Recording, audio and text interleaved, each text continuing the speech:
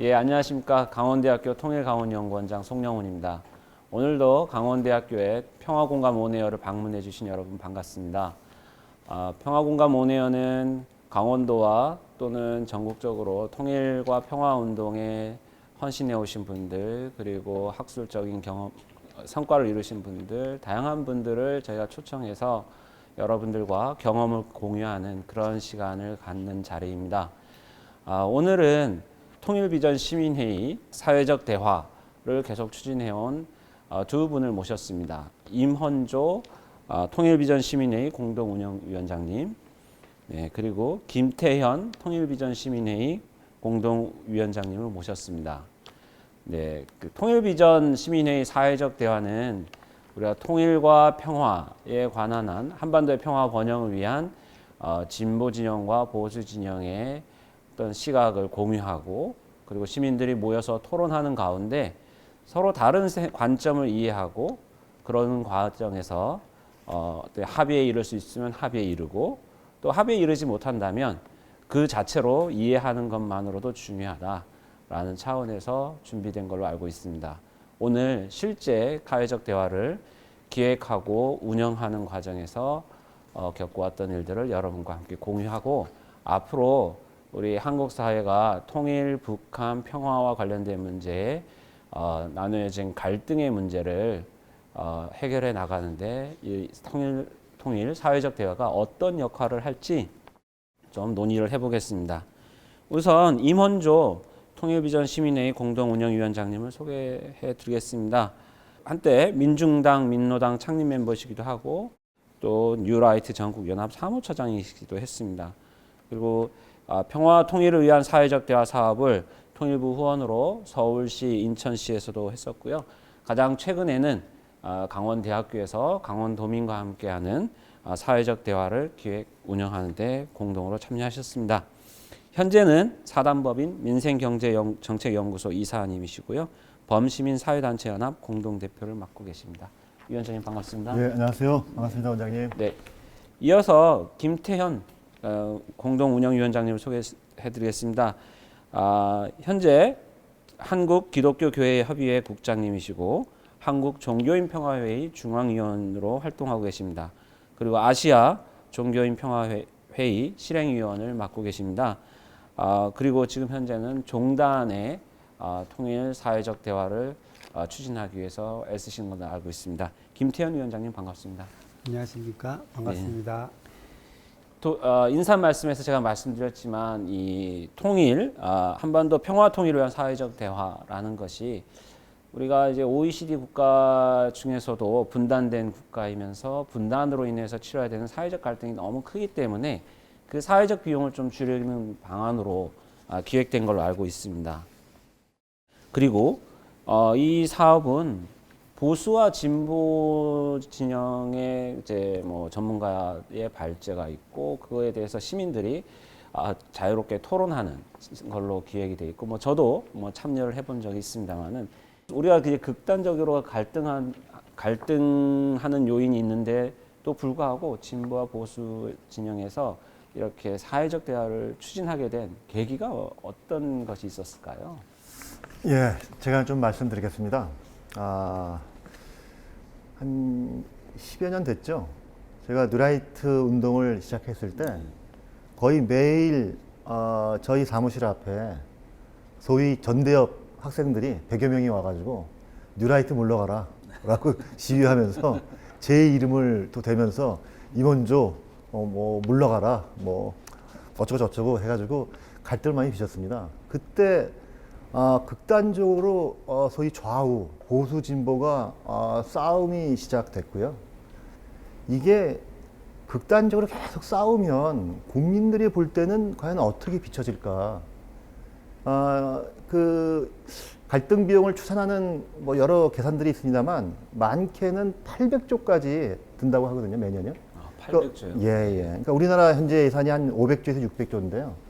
해서 국민들한테 갈등과 어떤 혼란을 갖다가 보여주는 것이 아니라 좌우, 보수와 진보가 뭔가 하나 되는 모습을 보여주는 건 어떨까라는 생각으로 한 5, 6년 전부터 보수 진보 간의 사회적 대화를 시작했었습니다.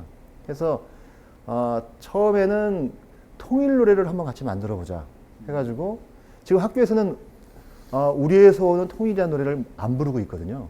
해서 그때 함께 노래를 만들었고 그 노래를 누가 불렀냐면요. 방탄소년단부터 시작해가지고 우리나라의 최고의 아이돌 가수들 30여 팀이 함께 노래를 불렀어요.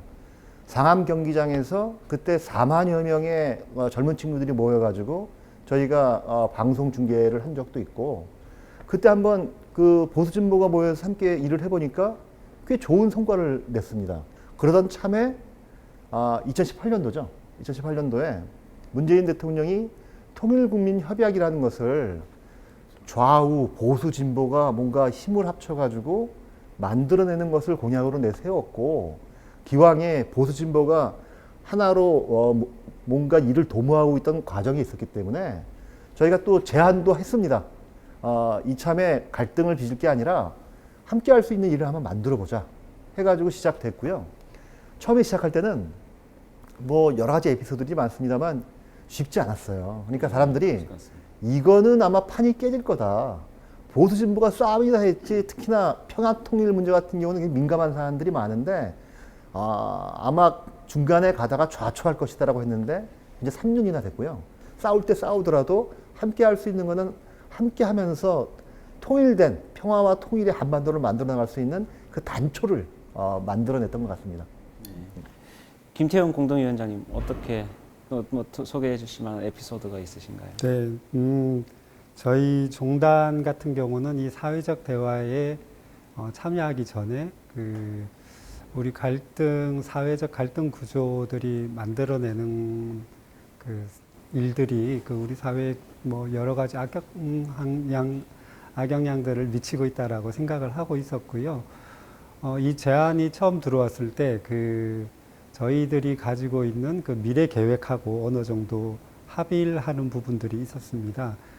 이렇게 생각을 하게 된 것은 종교가 이제 분단 이후에 민간 교리를 사실은 제일 처음 시작한 곳이기도 하면 남북 민간 교리를 처음 시작하기도 하면서 갈등 구조를 벗어나는데 한반도의 평화 문제, 남북 분단 문제를 넘어서지 않고서는 되지 않는다라고 하는 공감대 때문에 시민사회가 이 제안을 하셨을 때 흔쾌히 참여하기로 동의를 했었고요.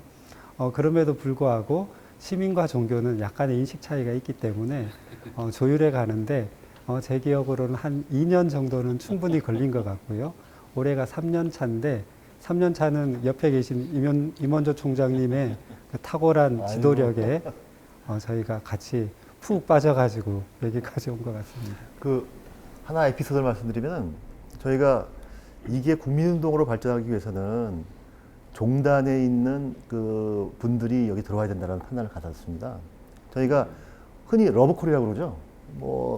말씀드리고 함께 참여할 것을 요청드렸는데 결국은 작년에 저희가 창립할 때, 이거 창립했거든요. 통일비전 시민회를 창립할 때 7대 종단의 수장님들이 계십니다. 그분들이 이 취지에 너무나 동감하시면서 직접 회원가입서를 써주셨어요. 그래가지고 7대 종단분들이 전부 다 명예대표로 들어와 계시고요. 그래서 옆에 계신 김태현 목사님이 그 전체 종단을 대표해서 열심히 헌신하고 계십니다.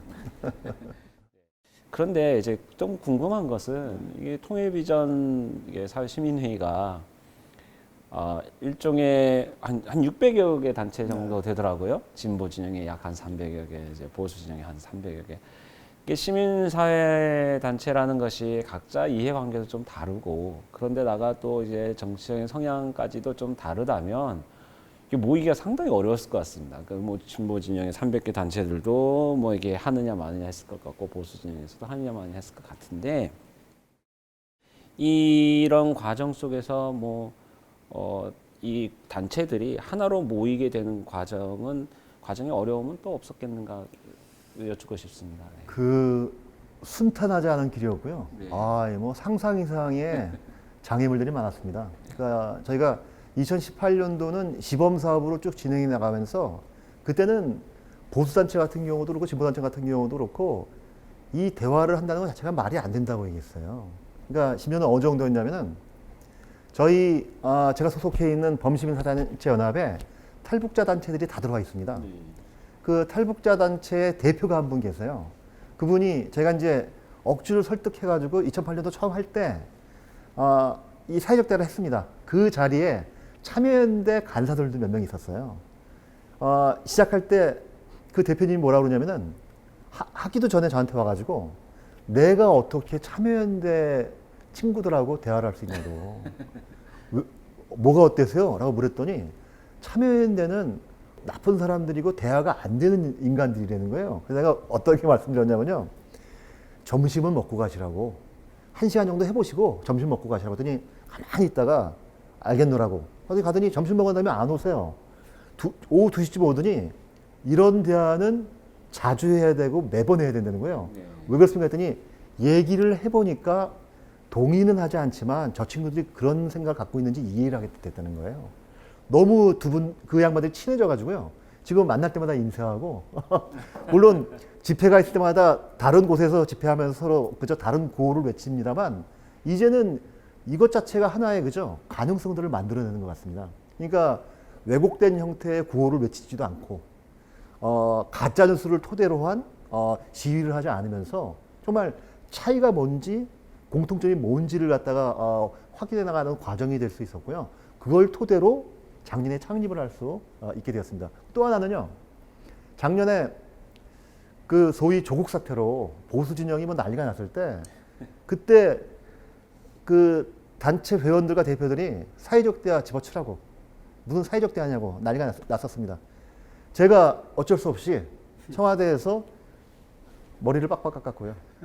그러셨습니까? 뉴스를 못 봤습니다. 뭐 KBS부터 많이 나왔고요. 머리를 빡빡 깎고 제가 그 모습을 보이니까 사회적 대화 관두자는 말이 싹 들어갔고 그러면서 그 제 진정성을 보더니 지금은 적극적으로 참여하면서 보수는 보수대로 진보는 진보대로 진정한 의미에서 좌우 날기가 된다면 대한민국이 발전할 수 있다라는 기본적인 인식이 쌓이고 있습니다. 김태현 위원장님은 어떻습니까? 뭐 진보 진영의 시민 단체들이라든지 아니면 종단에서 이렇게 참여하는 과정에서 이 의견 조율이 어려웠을 것 같은데요. 네, 저희 같은 경우는 사실 그 사회적 대화의 중요한 방법론인 그 퍼실리테이션 기법에 대해서 사전 경험들이 있습니다. 저희는 이제 주민조직운동이라고 하는 이름으로 70년, 80년대에 그 빈민운동들의 종교인들이 굉장히 많이 참여하셨고요. 이 빈민운동에 참여하실 때 퍼실리테이션 기법과 거의 유사한 주민들 스스로 결정하고 생각하고 자기의 정책들을 만들어가는 그런 훈련 과정들을 꾸준히 진행을 해왔었습니다. 사실은 그 뭐라 그럴까요? 주체성을 강화하는 그 대화 기법들을 저희들이 주로 사용을 해왔는데 이 대화는 이미 성숙해 있는 자기 의견이 있는 시민사회와 같이 동참을 하면서 그분들의 의견을 조율하는 것이어가지고 방법론적으로는 유사하지만 접근 방법들이 조금 달랐었거든요. 그래서 처음에 여기에 이제 그 저희 그쪽 그 주민조직 운동 하시는 분들이 합류하셨으면 하고 기대를 했었는데 그분들은 갈 길이 다르다라고 일단 말씀을 하셔가지고 그분들이 합류하는 것은 보류를 했고요. 오히려 저희 종단에 계신 그 결정권을 가지신 수장님들 뿐만 아니라 그 바로 아래에서 의견들을 조율해 가시는 분들이 여기에 직접 대화 모임에 참석을 하셔가지고 종단과 시민사회가 충분히 대화할 수 있겠다라고 하는 경험들을 좀 축적들을 많이 하셨습니다. 저희는 사실은 그 시민사회보다 약간 한 발 떨어져서 이 일들을 살펴보고 있긴 있거든요. 근데 저희가 논의를 하다 보니까 이제 이 사회적 대화가 어떻게 운영되는 것인지, 물론 이제 유튜브나 이렇게 검색해 보시면 저희 많이 있고, 저희 강원대학교에서 진행한 올해 사업도 이제 볼 수가 있을 텐데, 그 뭐 간단하게 이게 평화 통일을 위한 사회적 시민 대화가 어떻게 운영되는지 좀 간략하게 소개를 좀 해주시죠. 네. 2018년도, 2019년도에요. 저희가 이 사업을 진행하면서 기자들하고 인터뷰를 한 적이 있습니다. 한결같이 기자들이 뭐라 그랬냐면요. 기자들 스스로가 자기들 경험에 비추어 봤을 때는 이건 불가능한 일이다. 이거는 소위 진보 쪽으로 편중되거나 보수 쪽으로 편중되거나라고 하지 공정하게 이 사업은 불가능하다고 얘기했었어요. 그때 저희가 지켜봐라, 하는 걸 봐라라고 말씀드렸고, 누가 보더라도 여기는 한쪽에 편중된 사람들이 아니라 정말 고르게 모은 사람들을 중심으로 해서 동일한 기준과 내용으로 전문가들이 발제를 하고 퍼실리테이터가 중립적으로 진행하면서 보수, 진보 모두가 만족스러운 형태로 이 사업을 진행했거든요. 그래서 저희가 균형감 있게 공정하게 운영하는 과정에서 싸움을 많이 한 거죠.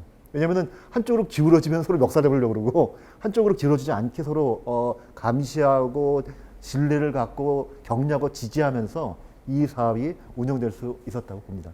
네. 근데 지금 이제 국내에서도 진행해봤지만 이게 지난 3년 동안 몇 차례는 해외에서도 진행하신 걸로 알아요. 근데 해외에 계신 분들은 이런 부분에 대해서 이제 갖고 있는 소스도 다르고 좀 그래서 좀 국내과 반응이 좀 다를 수도 있을 것 같습니다. 어떻던가요? 저희가 이 사회적 대화 사업하면서 뭘 알았냐면요. 원장님,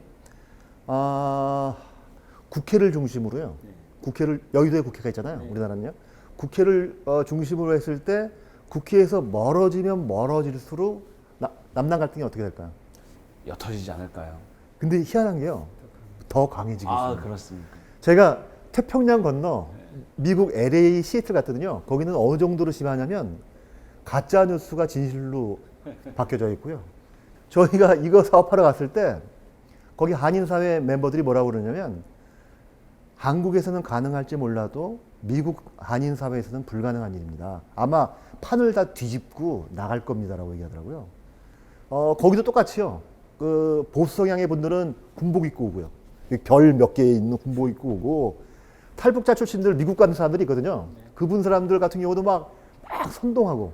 근데 대화가 1시간, 2시간 지나가면서 분위기가 무르익기 시작하니까 이분들이 놀라는 거예요. 지난 30년 동안 저놈은 빨갱이야, 저놈은 구구야, 태극기 놈들이야 라고 했던 사람들이 대화가 된다는 걸 깨닫기 시작하고, 저희가 LA에서는 대화 끝나고 비행기 시간 때문에 바로 호텔에서 공항으로 갔거든요. 너는 버스에서 눈물을 흘렸습니다. 왜 눈물을 흘렸냐면 다시는 안 볼 것 같던 사람들이 토론회 끝난 다음에요. 보수와 진보가 나란히 서서 버스에 타고 우리를 갖다가 손을 흔들면서 환송을 해주는데요. 다음날 미주에 있는 한국일보하고 중앙일보의 기사가 어떻게 났냐면 경이로운 일이었다. 이런 일은 처음이었다라고 기사가 나오는데, 저는 이런 사회적 대화가 한국뿐만 아니라 전 세계에 있는 코리안들에게 하나의 어떤 통합의, 화합의 하나의 방법론이 될 수 있지 않을까라는 확인을 하고 온 적이 있습니다. 혹시 위원장님도 같이 해외에 가서? 저는 해외는 같이 안 나갔기 때문에 경험이 근데 없습니다. 종단에서 많이 소개를 해주셨어요. LA에 있는 분들한테 그분들이 중심이 돼가지고 또 역할을 많이 해주셨습니다. 그러니까 우리가 보고 싶은 것만 보고 받아들이고 싶은 것만 받아들이던 것도 있고, 저도 이제 유학 중에 이제 한인 사회를 분들을 보다 보면은 이제 본인이 이주했을 때의 그쵸. 시점에서 정보가 딱 이렇게 그쵸. 중단돼 맞습니다. 있어서 아주 정보 소통이 되게 중요한데 그게 이루어지지 않을 경우에는 딱 굳어져 버리는 것 같은 생각이 들기는 했습니다. 그런데 이제 그런 게 또 나타난 것 같고요. 그런데 이제 올해가 3년 차인데 올해는 사실은 너무 많은 것들이 바뀌었습니다. 코로나 때문에. 코로나19로 대학도 전부 비대면으로 전환하고, 그래서 사회적 대화도 좀 비대면으로 전환이 많이 됐을 것 같은데, 그러면서 사실 퍼실리테이터들의 역할이라든지 의제를 가지고 토론하고 합의하는 과정들이 조금 초반에는 많이 낯설었을 것 같고, 익숙해진 다음에도 많이 힘들었을 것 같은데, 어떻게 올 한 해를 좀 진행하셨는지, 좀 새로 바뀐 건 무엇인지 좀 말씀해 주십시오. 네, 목사님께서죠. 예, 비대면이라고 하는 상황이 모여서 얼굴을 맞대고 대화해야 된다는 조건하고 완전히 상반된 개념이기 때문에 저희들이 처음 이 일을 준비하면서 온라인이다라고 하는 전제가 주어졌을 때 어떻게 풀어가야 될지 굉장히 고민이 많았습니다. 그래서 저희들이 고민한 부분은 온라인으로 사람을 모을 수 있게 나겠지만 이 사람들이 대화할 수 있게 하는 방법은 무엇인가. 기존에 뭐 여러 가지 온라인 회의 툴들도 많이 있기 때문에 사용을 하면 된다라고 생각을 했습니다. 그러나 이제 한번 시연을 해봤을 때, 이거 생각만큼 만만치가 않다라는 걸 알게 됐고요. 특별히 저희가 이번에 서울시청에 태평홀이라고 하는 그 화상회의실의 덕을 굉장히 많이 봤습니다. 이 화상회의실은 360도가 모니터로 가득 차 있고요. 저희가 150명 정도가 한꺼번에 대화를 하게 되는데 이분들이 또 한꺼번에 다 진행자의 눈에 들어오게 되세요. 그리고 발제를 하시는 분들도 이분들의 표정 하나하나를 보시면서 발표를 하시게 되고 대화를 모아 가실 때도 이분들이 메인 스튜디오에 있는 진행자나 발표자들을 집중하시면서 충분한 그 사전 이해 그리고 자기 의견들을 표출할 수 있는 구조들을 쌍방 대화할 수 있는 구조들을 확보했다라고 하는 것이 이번 대화에 있어서 굉장히 중요한 부분이라고 생각이 되고 코로나19뿐만 아니라 뭐 생태 위기 때문에 이러한 상황들이 계속 반복될 거다라고 하는 전제하에서는 중요한 거점 지역에 이런 스튜디오를 마련하는 거 그리고 유능한 진행자들을 육성해 나가는 것들 이런 것들이 굉장히 중요하다라고 생각이 되고요. 무엇보다도 중요한 것은 대화를 반드시 성공시켜야겠다라고 하는 저희 그 시민회의의 일종의 운영 철학이 또 중요하지 않았나 개인적으로 그렇게 생각하고 있습니다. 그러니까 우리가 흔히 이런 말도 많이 하잖아요. 그러니까 BC, AC 이제 예, 비포 맞습니다. 코로나, 애프터 코로나. 예, 근데 과연 우리가 BC로 돌아갈 수 있을까? 코로나 이전으로 돌아갈 수 있을까? 저는 개인적으로는 좀 이제는 너무 많은 것이 변해서 여기서부터 시작돼야 되지 않을까라는 생각합니다. 그러다 보면 사회적 대화도 코로나 이전과 이후로 나뉘어서 많이 발전을 해 나갈 것 같습니다. 정말 모두가 다 아무도 가보지 않은 길을 가다 보니 힘든 것 같습니다. 근데 그럼에도 불구하고 한 3년 동안 진행하시면서 뭐 그래도 평화와 통일을 위한 사회적 대화는 이런 성과는 냈다. 이제 우리 오늘 이 평화공감 온에어를 방문해주신 분들께 이제 소개를 해주신다면 어떤 거를 들 수 있을까요? 목사님 먼저. 예, 저는 대구 경험이 생각이 나는데요. 대구에서 저희가 이제 사회적 대화를 진행했을 때 대구라고 하는 곳이 보수가 강세고 이 진보가 약세인 곳이잖아요. 그곳에서 이제 서울과 마찬가지로 진보와 보수가 만나서 같은 일들을 대화하는 것 자체가 굉장히 어려웠습니다. 근데 이제 그 자리에 연세가 많으신 진보분 그리고 나이가 어린 보수분이 같이 대화를 하시면서 처음에는 그 서울에서와 경험하고 유사하게 이거 대화가 되겠냐 이런 분위기셨어요. 근데 굉장히 차분하게 연세가 많으심에도 차분하게 나이가 어림에도 불구하고 차분하게 대화를 하면서 대구에서도 어떤 변화가 가능하겠다라고 이야기들을 하셨고요.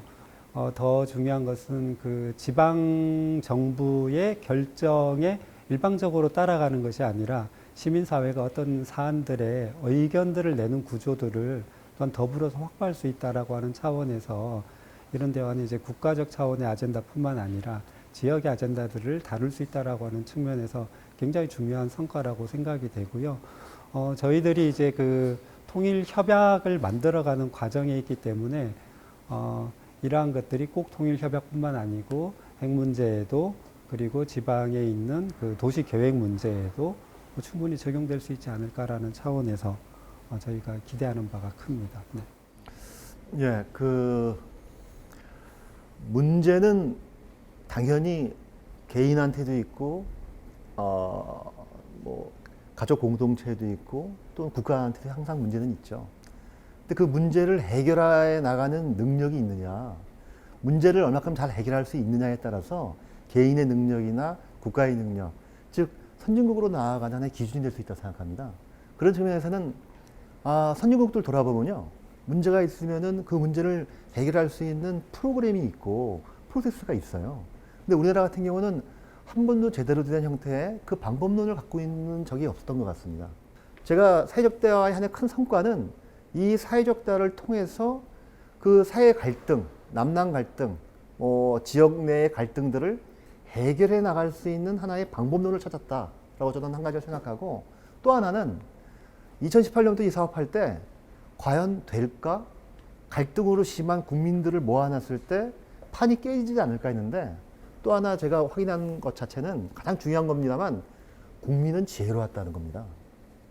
그 뉴스를 보고 정치권이 싸우는 걸 보면서 함께 똑같이 싸우는 것이 아니라 얘기를 경청하고 들어주고 또 차이를 인정하면서 테이블별로 국민들이 합의해 나가고 서로 존중해 나가는 모습을 보면서 맞구나.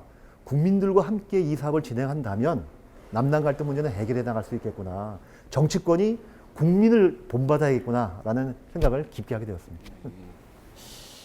그럼에도 불구하고 이게 주제가 뭐 단순한 지역 차원이 아니라 평화와 통일이라는 주제는 전국 국민이 관심을 가지는 거기 때문에 뭐 의견 교환이 또 뭐 서로 가능할 수도 있을 것 같고, 뭐 지역 차원에서도 아주 지역의 작은 이해보다는 큰 그림을 그릴 수 있었을 것 같다는 생각이 듭니다.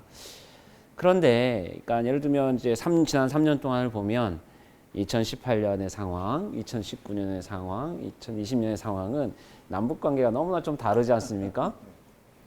이런 상황에서 보이는 그 사회적 대화에 참가한 그 구성원들의 그 태도의 차이나 이런 거는 뭐 없었나요?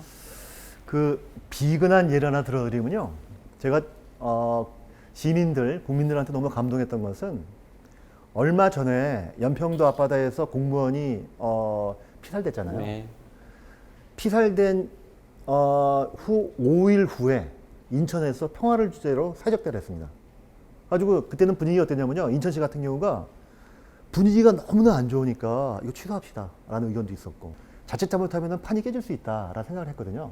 근데 막상 그 사건 직후 사회적 대화를 했는데 이분들 얘기가요, 너무나 이성적이고 합리적으로 그 아픔을 가슴에 쓸어 담고 어떻게 하면은 한반도의 평화를 갖다가 이룰 수 있는지를 갖다가 얘기를 진행시켜 나가는데, 저는 그걸 보면서 진짜 국민은 지혜롭구나. 사실 걱정이라는 것은 이게 기후였구나라는 걸 느꼈어요.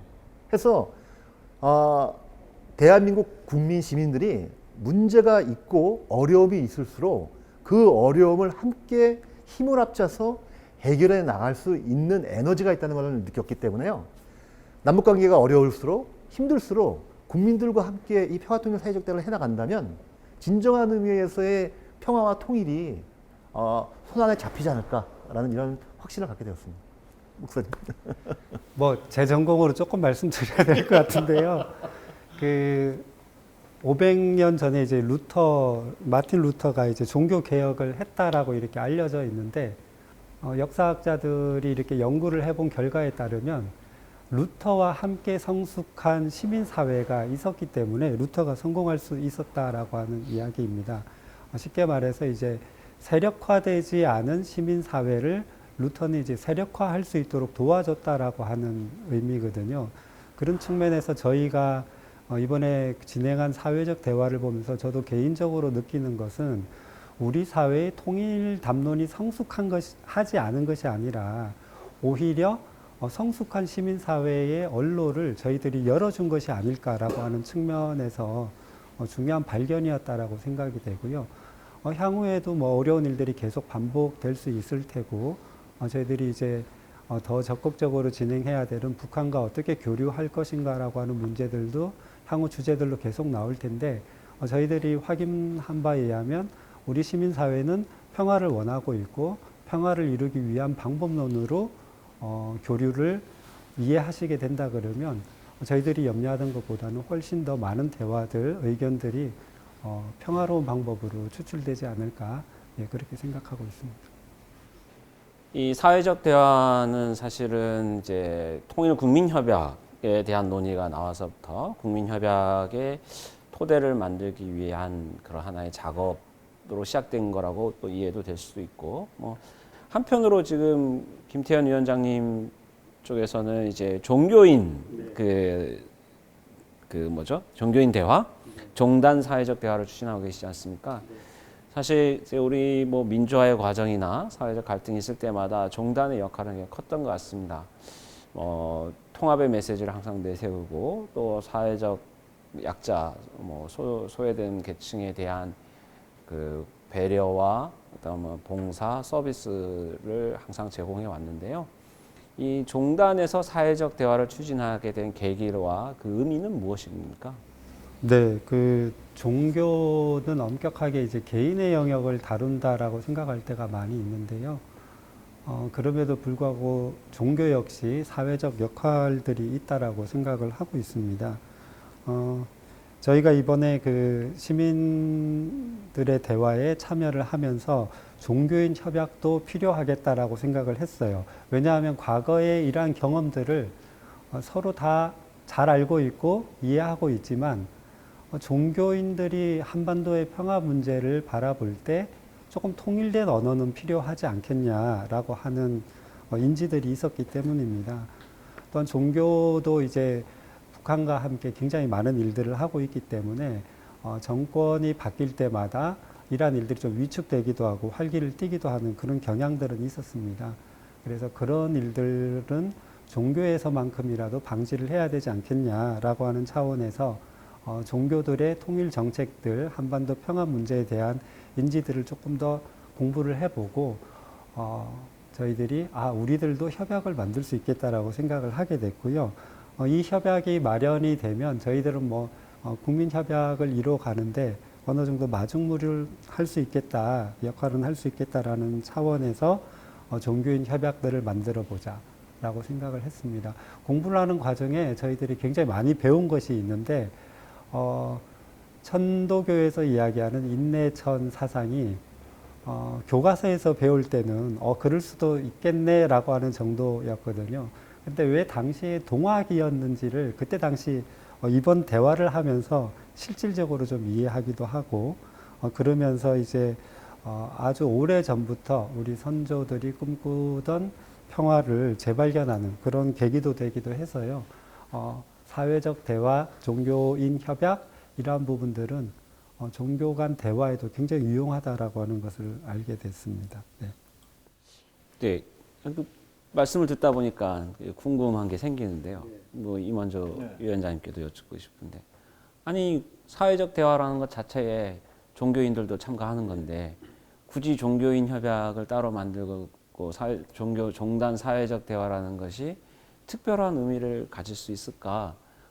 그렇다 그러면은 종단도 이미 사회적 대화에서 종교인들도 사회적 대화 포함되어 있는 게 아니냐라는 질문을 언뜻 듭니다. 이게 즉흥적인 생각이긴 하지만, 그래서 종단의 사회적 대화는 그러면 종교별로 다시 그룹 샘플링 해야 되는 건데, 그거랑 우리 이제 사회적 대화를 하는 거랑은 좀 차이가 있는데 굳이 또 별도로 해야 되나라는 생각도 들긴 하는데요. 네, 두 분 한번 좀 말씀해 주세요.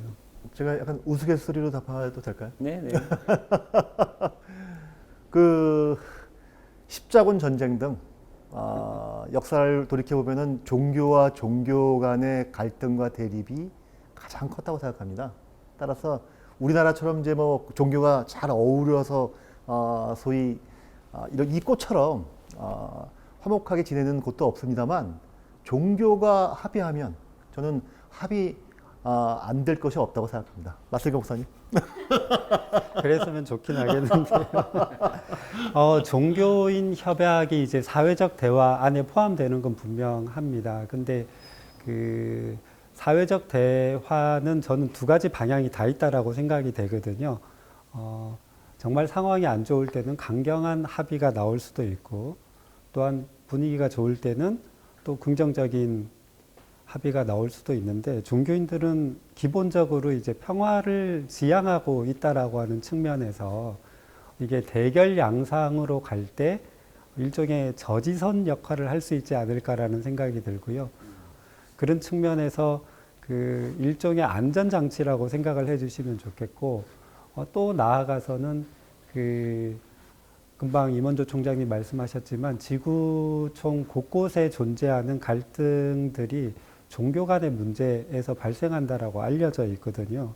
근데 뭐 가까운 미얀마의 로힝야의 예만 보더라도 사실 종교가 갈등을 하고 있는 것처럼 겉으로는 드러나지만 사실은 잘못된 식민 정책에 의한 원인이 그 속에 품어져 있는 것이거든요. 그래서 저희 종교인 협약은 근본적인 갈등의 문제를 조금 명확하게 짚고 가자라고 하는 측면에서 종교인 협약이 이루어질 거라고 생각이 되고요. 그런 갈등의 원인을 명확하게 함으로써 문제 방향도 종교인답게 해결하자라고 하는 쪽으로 현재 기본 초안은 잡혀져 있습니다. 네, 말씀을 듣다 보니까 종교가 없는 제가 좀 평화를 지향하지 않는지. 제가 이제 일반적으로 국제 정치를 공부하다 보면은 이제 종교도 상당한 분쟁의 요인으로 저희가 이제 하고 있습니다. 그러나 말씀하신 것처럼 과연 종교는 화합을 할 수 없는가? 그런 부분에 대해서 예전에 그 세뮤얼 헌팅턴 교수가 90년대 초반에 문명의 충돌이라는 글을 썼지 않습니까? 저는 그 책에 대해서 동의하는 부분도 있지만 과연 문명이라면 우리가 종교를 기반하든 그러지 않든 문명이라면 문명은 소통을 할 수 있는 게 문명이지 않습니까? 그렇기 때문에 저는 그 말 제목 자체가 조금 모순이라고 생각을 했습니다. 제가 대학생 페이퍼를 썼던 기억이 있습니다. 그 문명과 문명이 충돌하는 게 아니라 야만과 야만이 충돌하는 게 아니냐. 문명에 내재된 야만이 있다라는 생각을 좀 합니다. 그래서 종교인 간에도 그렇게 소통을 하면서 평화와 통일을 논한다면 좀 더 다른 그 안을 좀 도출해 주실 거로 기대합니다. 이제 마무리하는 차원에서 사회적 대화, 그 통일비전 사회적 대화의 팀에서 우리 계획하는 게 있다면 좀 소개를 해 주시죠. 뭐 종교인 협약도 다시 한번 그 앞으로 계획에 대해서 간략하게 소개해 주시면 고맙겠습니다. 선생님, 제가 먼저 할까요? 예. 그 얼마 전에 바로 이곳 강원대학교 60주년 기념관에서 저희가 통일비전 시민회의와 강원대학교가 함께 사회적 대화를 했죠. 저는 올해 사회적 대화 중에서 가장 의미 있는 사회적 대화라고 생각합니다. 특히나 산학 협력 비슷하게 학교와 시민사회가 결합돼서 사회적 대화를 했기 때문에 저는 새로운 지평을 열었다고 생각하고요. 지금까지 정부와 함께 지방정부나 중앙정부랑 함께 해왔다면 이제는 단위 대학들, 이게 뭐 국립대학이든 사립대학이든 상관없이, 그리고 지역의 민초들과 함께, 지역 시민사회와 함께 이 사업들을 넓혀나갈 생각을 갖고 있는데, 그 시작점이 아마 올해 강원대학교에서 했던 사회적 대화가 아닐까라고 생각하고, 그 측면에서는 저는 원장님에게 되게 감사한 생각을 갖고 감사합니다. 있습니다. 예, 단지 하나의 사회적 대화가 아니라 저희의 비전의 하나의 구체적인 형상을 만들어 주셨다고 생각하고 있고요. 이제 이 대화가 골목마다 230여 시군구에 뿌리를 내리기 시작한다면 지역 내에 있는 갈등들이 해소되면서 국민 화합과 통합의 가능성들, 그 실태들을 지켜보는 정치인들이 여야에서 싸움하지 않고 대한민국의 통합을 위해서 노력하게 될 거라고 저는 믿고 있습니다. 따라서 그 순간이 되면은 한반도가 지금 전 세계가 지켜보는 갈등 지역 중에 하나인데, 한반도의 평화와 통일이 세계 평화에 기여하는 날이 오지 않을까라고 생각하고 있고, 그것이 아무리 어려운 길이라도 강원대학과 함께, 원장님과 함께 뚜벅뚜벅 그 길을 걸어나가도록 하겠습니다. 네, 감사합니다. 예, 종교인 협약을 빨리 마련해서 저희들이 이제 그 시민사회에 봉사하겠다라고 생각을 했는데요. 일단 그 꿈은 접도록 하겠습니다. 시민사회가 훨씬 더 잘 나가고 있기 때문에요. 저도 이제 강원대 와서 느끼는 건데, 이 강원대가 그 강원도 전역에 이렇게 영향력이 큰 대학이지 않습니까? 이전에 이제 그 전근대적 국가는 그 뭐라 그래야 될까요? 이렇게 그 다스리기 위한 국가 개념이었고, 근대 국가 개념은 보호하기 위한 개념이었다라고 생각하면, 현대 국가 개념은 이제 서비스하기 위한 국가다라고 이렇게 제가 이해를 하고 있는데요. 그런 측면에 있어서 최근에 이제 행정학이라든지 정치학이 바라보는 관점들도 굉장히 많이 바뀌고 있는 차원이고요. 특별히 이제 그 대학에서 이러한 사회적 대화를 행정학이든 정치학이든 좀 접목을 시켜 주셨으면 하는 바람이 있습니다. 특별히 그 행정학이나 정치학에서 이렇게 배우는 학생들이 사회적 대화, 그 다음에 양보 이러한 것들을 학문적으로 이렇게 배울 수 있다라고 생각이 예상한다면 이 친구들이 곧 사회에 진출했을 때 이러한 방법론으로서 그 서비스하는 국가에 봉사하는 즉시 인력들이 될 수 있을 것 같고요. 그렇게 되면 이제 우리나라가 겪고 있는 많은 갈등들도 정부가 나서서 갈등을 초래하는 것이 아니라 이렇게 조율하고 상쇄시킬 수 있는 그런 역량을 갖출 수 있다라고 생각이 됩니다. 그래서 이문도 총장님 말씀처럼 저희가 이제 대학에서는 처음으로 사회적 대화를 진행을 했고요. 강원대가 먼저 시작하셨으니만큼 이러한 그 개념의 변화가 곧 학문으로 정립될 수도 있다라고 생각이 됩니다. 그러면 저희들이 사회적 대화를 하는 기쁨이 대학에서 열매를 맺지 않을까, 네, 그렇게 생각합니다. 네, 감사합니다, 두 분. 오늘 간접 광고가 많이 나왔습니다. 뭐 언론 조사 기관도 있었고요. 그러나 마지막에 가장 큰 간접 광고는 강원대학교의 사회적 대화였습니다. 강원대학교는 오픈 캠퍼스 아이디어 캠퍼스를 지향합니다. 지역사회, 시민단체를 포함한 지역사회와 함께하는 대학, 그리고 기술혁신, 그 다음에 아이디어 혁신, 그 다음에 이렇게 사회적 대화 같은 그동안 가보지 않았던 길을 함께 가는 혁신을 하는 아이디어 캠퍼스까지를 지향하고 있습니다. 그리고 우리가 사회적 대화에서 추구하는 평화 통일을 함께 하기 위해서 강원대학교는 비전이 또한 통일 한국의 중심 대학입니다. 그런 과정에서 그런 이제 여러 가지 배경 속에서 저희가 통일 비전 시민사회와 평화 통일을 위한 사회적 대화를 추진했었습니다. 그거에 대한 오늘 제 광고도 충분히 된 것 같고요. 여러 차례 말씀드렸지만 가보지 않은 길, 없던 길을 만들어서 가고 계신 통일 비전 시민사회에 아주 그 존경을 표합니다. 앞으로도 계속 이제 전국적으로 또는 해외, 그리고 더 나아가 바람이 있다면 북한 주민들도 참여하는 사회적 대화가 있다면 진정한 평화 통일을 위한 그런 협약을 만드는 토대를 제공할 수 있지 않을까 생각합니다. 두 분 위원장님과 통일비전 시민사회에 응원하겠습니다. 감사합니다. 감사합니다. 감사합니다. 그 원장님 한번 통일강원 한번 화이팅 한번 해주시죠. 네, 예, 그럼 통일강원 해주시면요. 통일강원 화이팅! 화이팅! 감사합니다.